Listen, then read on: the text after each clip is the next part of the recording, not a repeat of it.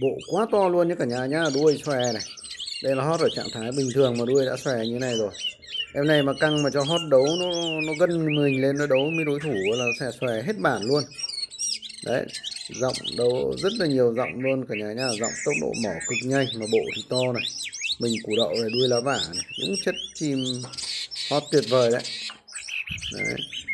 Đầu thì nhọn lên phía mỏ, họa đẹp, bộ to hót rất phong thái, gật gù.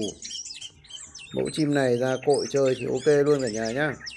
Đang rất nhiều chim đấu nhưng mà đấu lại bình thường, và đặc biệt là giọng rất nhanh, tốc độ mỏ chẹp chẹp chẹp liên tục. Anh chị em nào có nhu cầu giao lưu thì liên hệ nhá.